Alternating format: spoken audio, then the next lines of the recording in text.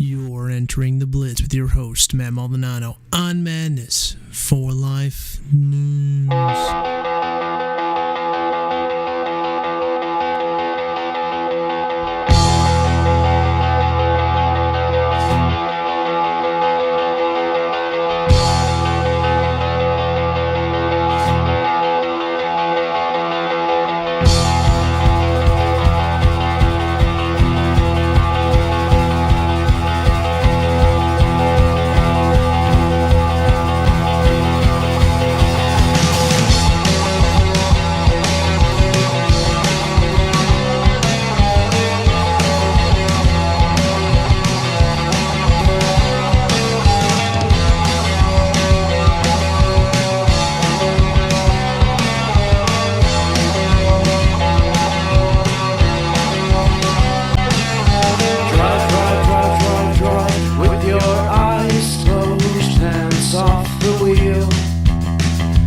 Took a turn down the side street where the madness disappears. Chaotic pressure builds up in the atmosphere. But after a short while the English becomes numb.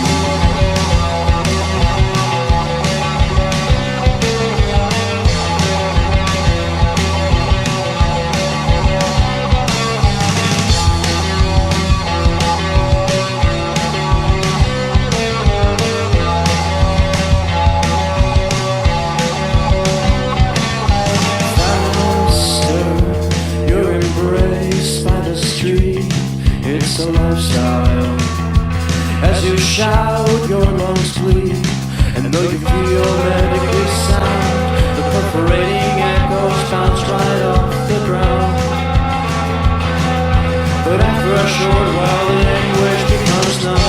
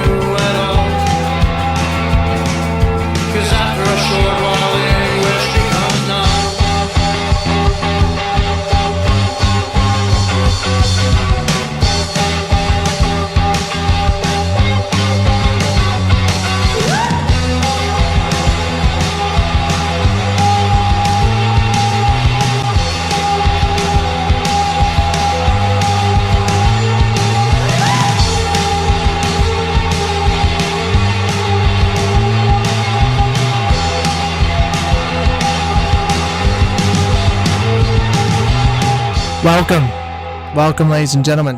I am your host, Matt Maldonado, here in FEMA Region 9, Las Vegas, and this is the Blitz, Madness4life News. And I'm going to be doing the September 27th, 2012 edition, Thursday edition, actually, from the podcast here today. It's podcast number 56 and episode number 27. I'm going to be getting into a lot of news here today. First thing on the list is U.S. court charges 11 Russians with conspiracy to export high-tech electronics. This is from RT. So I'm basically doing RT news today. A U.S. court has charged 11 people with bringing in an alleged Russian network illegally exporting high-tech microelectronics and supplying them to Russian military and intel agencies. Defendants potentially face over 400 years in jail each. The defendants were arrested Tuesday. Wednesday, the government is to seek their removal to the Eastern District of New York. The FBI says the network has been operating through a Texas-based company, which prevented to produce traffic lights and other similar equipment, as well as through a Russian-based procurement film.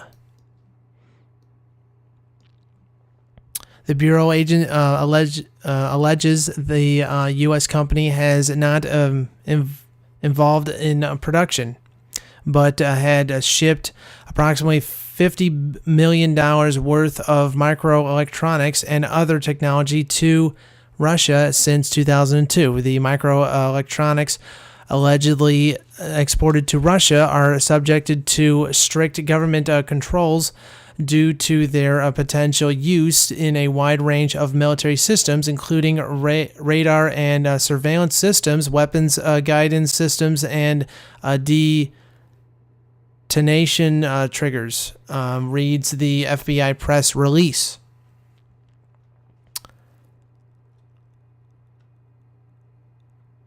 Alexerd 46, an owner of the U.S. and Russian companies, has also been charged as an unregistered Russian agent accused of obtaining advanced electronics from American manufacturers and appliers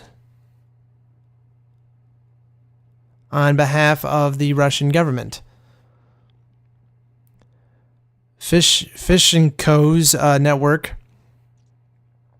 reportedly sent to Russia products that the country cannot produce domestically, including analog to digital converters, strict random access memory chips, certain types of microcontrollers, and microprocessors, including to the detectment. The company not only lied regarding the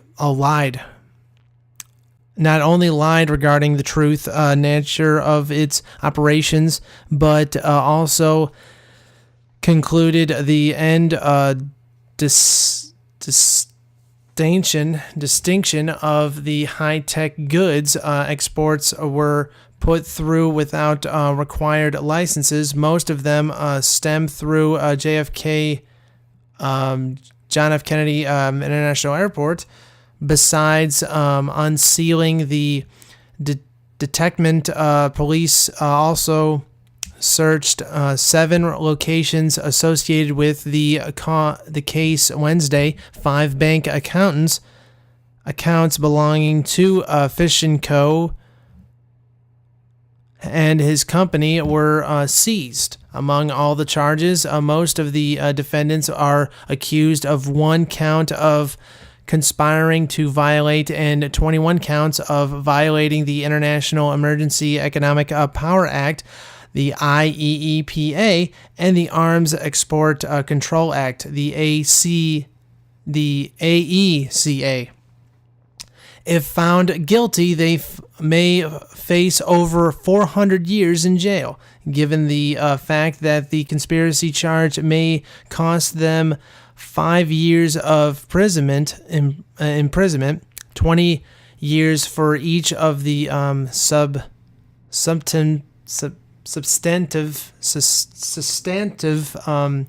IEEPA and AECA charges, and 20 years for the obstruction of justice charge. In addition, Fence & Co. faces a maximum term of 20 years for conspiring to commit money laundering and 10 years for acting as an unregistered agent of the Russian government, even though it is admitted that our government itself launders money with the banks. Banks haven't gotten arrested for it. They laundered about, I would say, was it $250 million a year to like drug cartels, giving also money to also Al-Qaeda, as well as also the government ships the guns into Mexico to blame the Second Amendment, and Also shipping other weapons to Al-Qaeda to finance and arm them, as well as also shipping the opium in from Afghanistan, $500 billion a year, to also foreign banks. Continuing here. I think it's a very big hypocrisy, but hey, what do you want? Fitz & Co., ARC Electronics, Inc., Houston, and PAX System, LLC, Moscow face fines of up to $500,000 for the conspiracy count and $1 million for each of the substantive IEEPA and AECA counts. Let's see with that article.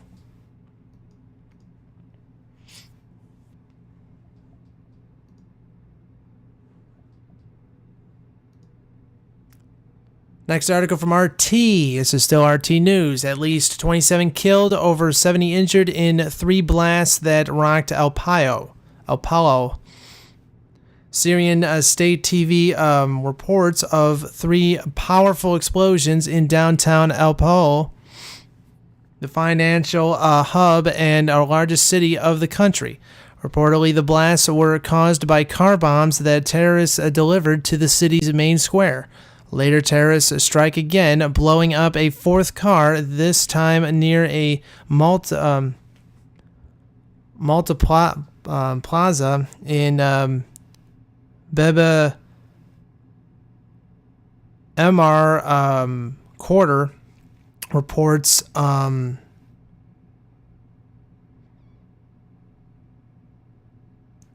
Lebanese El Menar TV station. Syrian government officially confirmed 27 dead in the terror act. There we go. In the terror act. The London-based Syrian Observatory for Human Rights says that activists on the ground report 40 fatalities and 72 injured in the terror attack, most of them military servicemen. The square in the central Aleppo, where the first 3 explosions took place, in current controlled by government forces. Most of the victims of the blasts are citizens. Luckily enough, the 3 cars on the square went off early in the morning when the multi-buildings, when the buildings were empty. The House of Officers has reportedly been completely destroyed. Rescuers continue to clear up the debris, and the number of victims may grow. The Al-Sharia Front, an Al-Qaeda-linked group, has taken responsibility for the attacks, local media reports.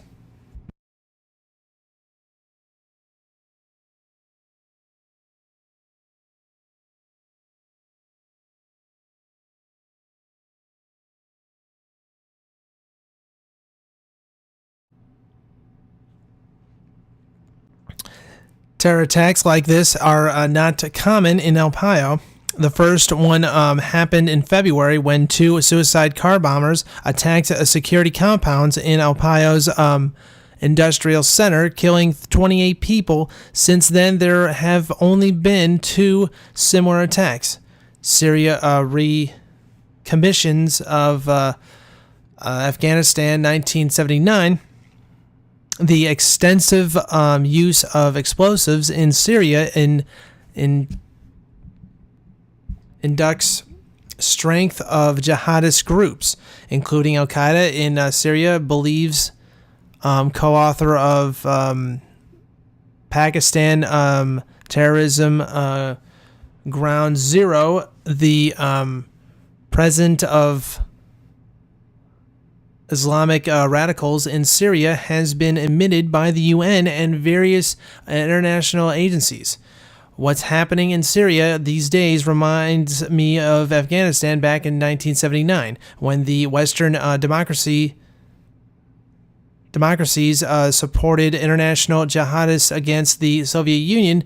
Back then, the Western capitals were able to confront the Soviet Union, but the long-term consequences were really devastating for the regional and international peace, recalls Cabal, warning against supporting rebel movements because of unpredictable consequences. Explosive terrorist acts on the streets of Syrian cities do not bring considerable tactical advantage to the rebel groups because they risk losing any popular support in the country and on the part of the international community, Cabal believes. And it shows you pictures of the bombed out city, as well as also the bombed out some of the buildings as well. It looks like a total war zone. It looks kind of like if you looked at France in like World War II, that's what it looks like. It just looks like a total war zone. Well, there's war going on there. And to top it all off, Turkey is wanting to strike Syria. I think they're already striking different compounds, but let's continue on here. Next article from RT. U.S. prepares to strike Libyan militant suspected in Benghazi attack. The U.S. military and intelligence agencies are preparing to capture and kill militants involved in the attack on the U.S. consulate in Libya, despite the Libyan government's demand that no foreigners will fight on their country's land.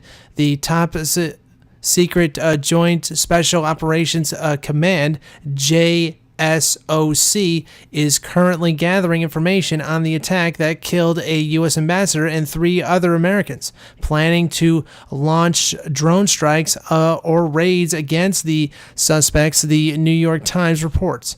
They are putting together information on where these individuals live, who their family members and their associates are, and their entire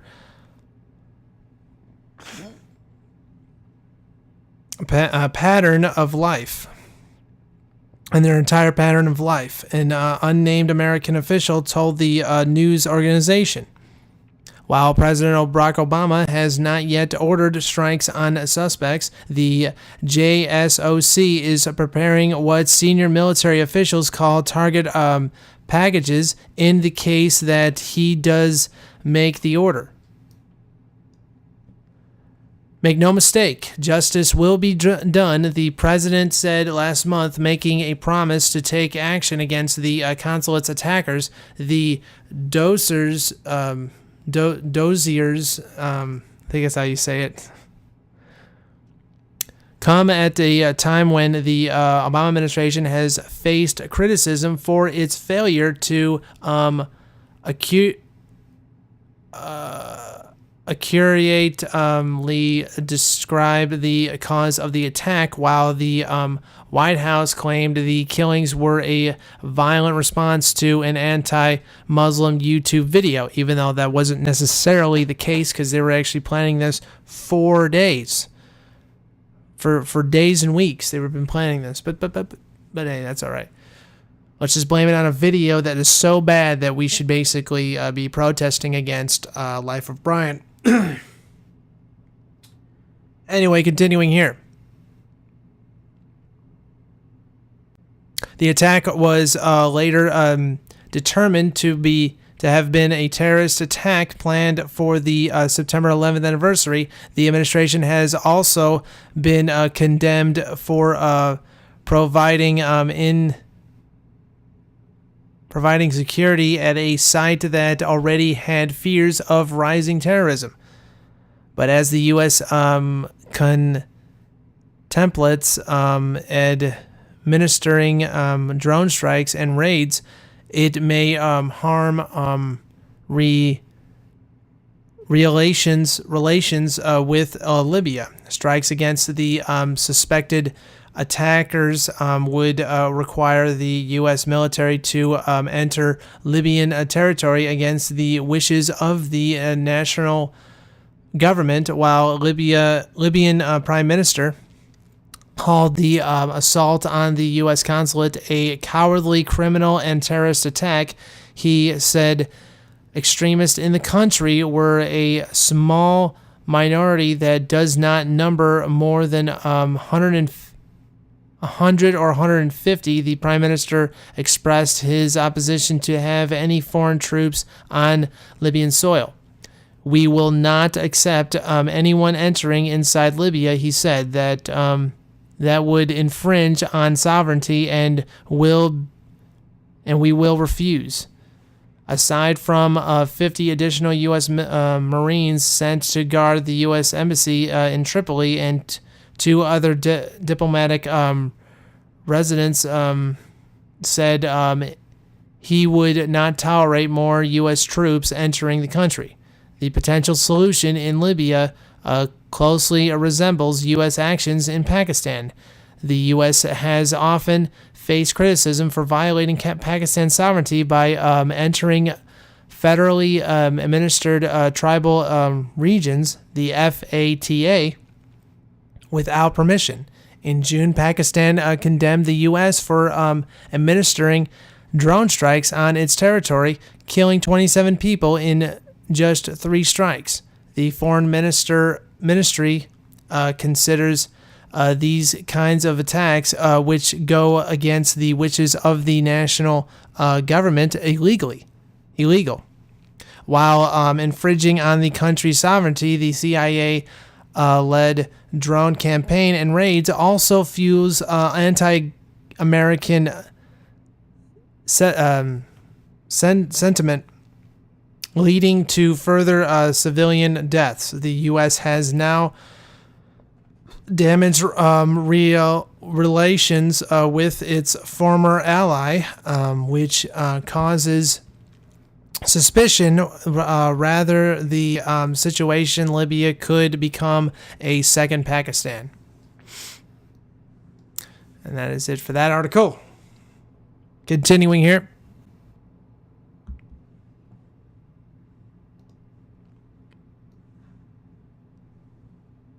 China blowback. Chinese co sues Obama over state security wind farm ban. This is still from RT. Chinese owned Rallies Corporation is suing U.S. President Barack Obama for shutting down their wind farm project near a naval air base in Oregon. Obama city national security concerns, but the company claims the order was unconstitutional. Obama acted in an unlawful and unauthorized manner and issued the order without providing any evidence or reasoned explanation for his decision, Rallies Corporation said in an complaint filed on Monday in Washington, D.C. The complaint called the government seizure of the property unconstitutional and stated they violated Rallies' constitutional rights to equal protection. Last week, Obama ordered Rallies Corporation to liquidate its holdings in its wind farm project near a naval base used to test drones and other experimental aircraft in Oregon. The U.S. president justified the decision through a rally used authority provided to his office by the Committee on Foreign Investments in the United States, the CFIUS, citing a new national security concerns for his decision.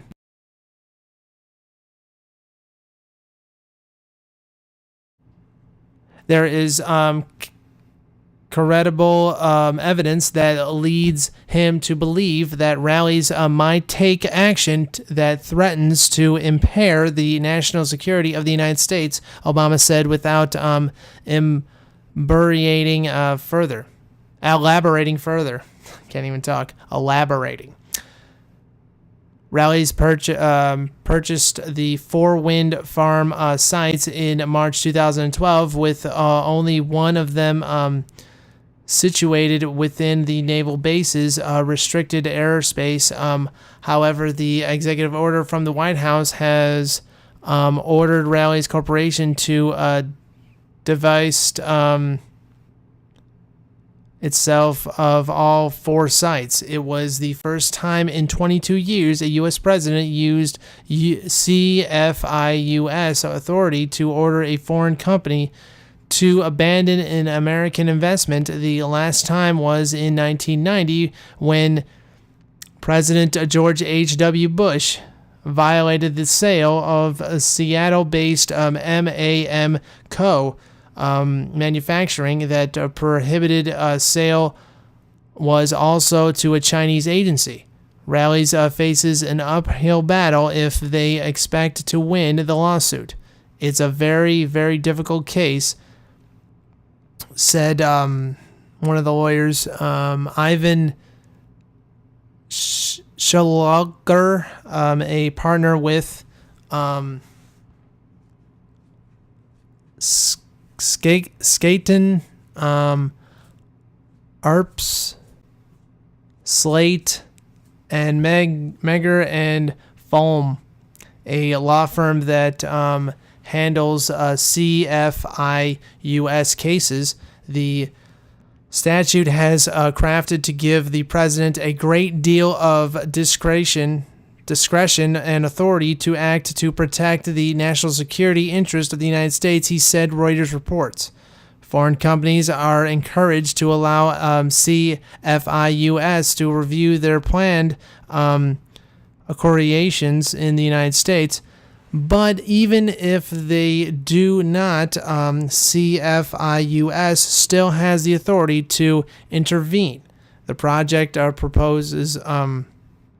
poses no national security threat whatsoever, and the president's order offers no explanation otherwise. Rally's legal counsel Tim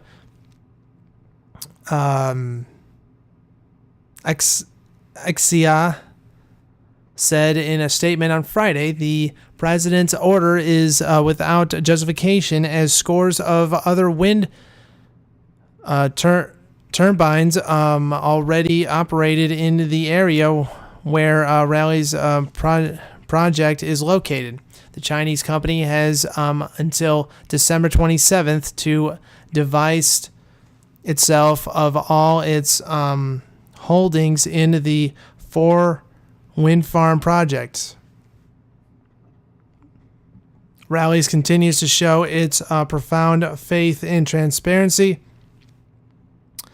and due process, and seeks only fair treatment under the law and the Constitution, the council said, and it continues on from there.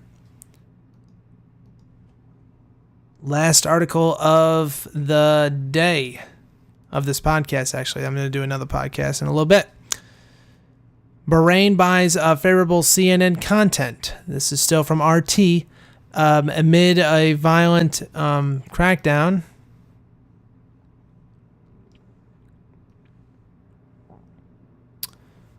Amid a violent crackdown on a popular uprising, Bahrain paid CNN to get favorable coverage, says a former reporter who believes her documentary on the protest there was censored by the network. Former CNN journalist Amber Leon made the documentary more than 6 months ago. It was aired domestically in the U.S., but never made it to CNN International, raising claims that the management pulled the plug on the story. RT spoke to Leon to get the full story of what happened. RT, you feel your documentary should have been aired internationally? Why? Amber Leon, I've created a lot of documentaries for CNN that didn't air internationally. Most, I feel, should have been aired internationally because seasoned, decades-long employees have approached me after it was aired and told me this should have been aired on CNN International, and told that they felt that something strange was going on and that I should investigate it. And that's where it was uncovered that we felt that this documentary was censored, because Bahrain was actually a paying customer for CNN. Bahrain is paying CNN to create content that shows Bahrain in a favorable light. Even though CNN says its content is editorially independent, Bahrain can affect that. What we've seen with that documentary not airing, and also with the consult struggle I had at CNN to get Bahrain coverage, occurred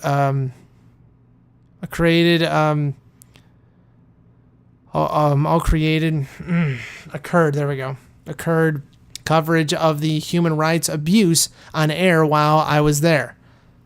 RT, CNN prides itself as a bastion of excellent journalism and impart. I can't even say that word. But in this case, have they yet themselves have they let themselves down?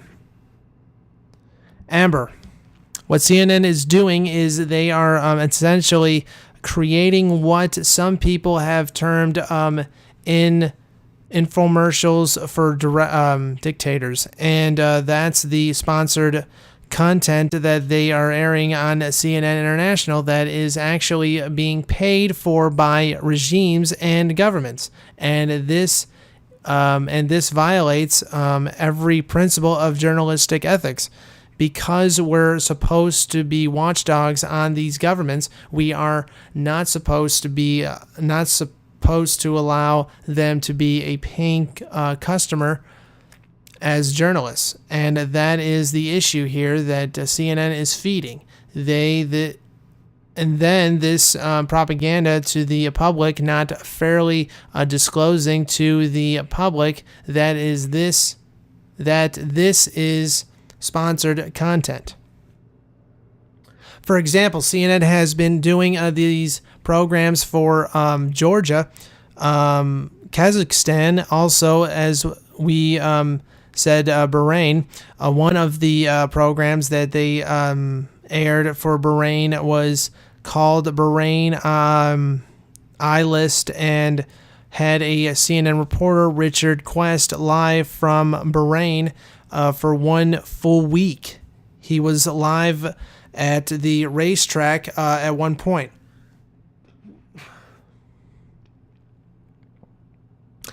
They were mentions on his page about peril diving, and all the happy sides of Bahrain, but hard to find where the actual exclusions from the majority of the Bahrain people that this regime needs to get out, and that this regime is abusing and torturing doctors and journalists. Also difficult to find where accumulate simple disclosures on the CNN sites and on this video, telling viewers that this video you're watching on this news channel, the most trusted name in news, is being paid for by this regime. RT, you witnessed firsthand some heavy-handed tactics in Bahrain while you were making this report. Can you tell us about that? Amber, we were able to kind of dodge our minders and seek into sneak into some of the villages and actually see these atrocities.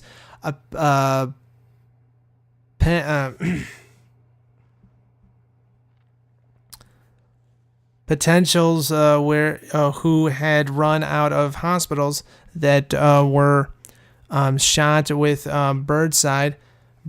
There we go. Ambulances drivers who were beaten, and as we were heading back out of these villages, we were violating detained by security forces in Bahrain. About 20 masked men with machine guns who then tried to erase all the video that they found, and luckily my female producer and I were able to hide some discs in our bras, and we were able to actually get out of the country with this content. You can image Bahrain's surprise when we got back to the U.S. and this content was aired on CNN. And right after that is when the phone calls started coming into the network, complaining about me and trying to get my coverage off the air. And it just continues on from there.